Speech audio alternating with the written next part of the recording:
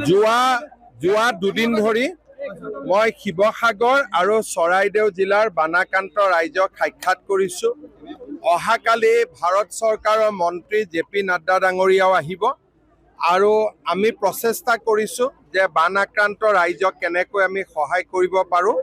9 তাৰিখৰ পৰা আমি জৰীপো আৰম্ভ কৰিম যাতে বানাক্ৰান্ত ৰাইজক আমি যিমান সোনকালে পাৰোঁ আমি সহায়ৰ হাত আগবঢ়াব পাৰোঁ।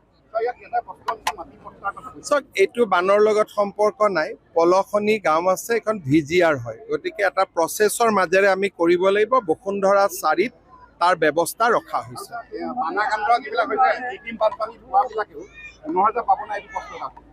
যাৰ ক্ষতি হৈছে আমি দি দিম আৰু প্ৰায় 1 লাখ মানুহৰ তালিকা বনিছে, গতিকে আমি আৰু তাত বহুত বেছি চোৱা নাই। জিলা আয়ুক্তই যাৰ নাম দিছে তাকে আমি দিছোঁ। একদম বাবা। নগৰৰ পানীটো ব্ৰহ্মপুত্ৰৰ অলপ সীমাটো ওপৰত থাকিলে পানীখিনি ওলাই যোৱাত অসুবিধা হয়। পাম্প আদি লগাব পাৰি নেকি তাৰ ব্যৱস্থা আমি কৰি আছোঁ। যোৱাকালিও অইল ইণ্ডিয়াৰ পৰাও পাম্প আহিছে। আমি চেষ্টা কৰিম যিমান সোনকালে পাৰি পানীটো ফ্লাছ আউট কৰাৰ কাৰণে। হাইৱেটো এটা মথাউৰি টাইপ হৈছে আৰু হাইৱেটোৰ কাৰণে ইফালৰ পৰা পানী সিফালে অহা নাই। আচলতে শিৱসাগৰ চৰাইদেউ জিলাত আগত বানপানী নাছিল কাৰণে হাইৱেটোৰ ডিজাইনটো তেনেকুৱা হ'ল। এতিয়া মই NHIDCLক অনুৰোধ কৰিম যাতে ক্ৰছ ড্ৰেইনেজ কৰি দিয়া যায়, কাৰণ এইটো আগত তেনেকুৱা হোৱা নাছিল কাৰণে এইফালে তেওঁলোকে ক্ৰছ ড্ৰেইনেজ খুব কম দিছিল।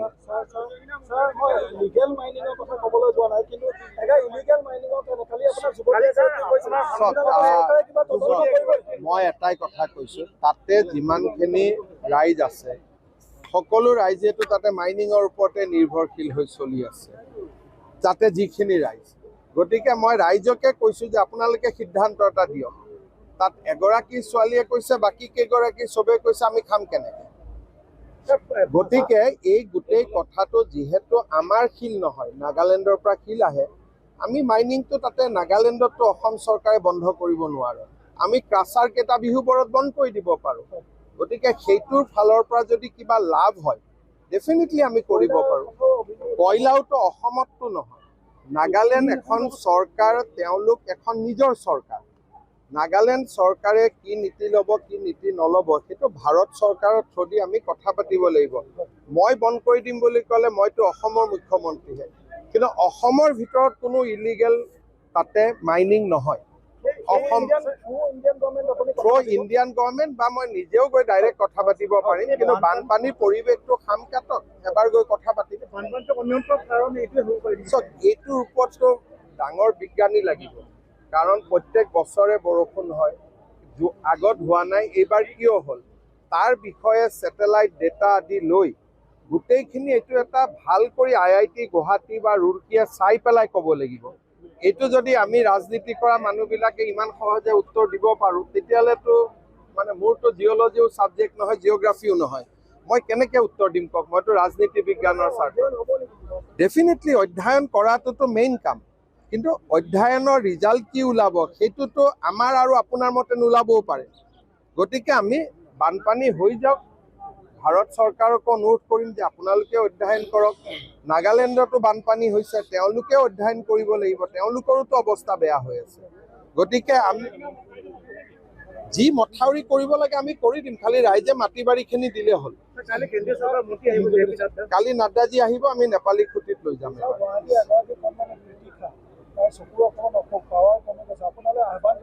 মই চাই দিম দিয়ক, মই এইকেইদিনটো ইয়াতে ব্যস্ত হৈ আছোঁ, মই যি পাৰোঁ মই চাই দিম। ছ'চিয়েল মিডিয়া অসম লাইভে নিউজ কৰিছে, মই চাই দিম আপোনালোকে।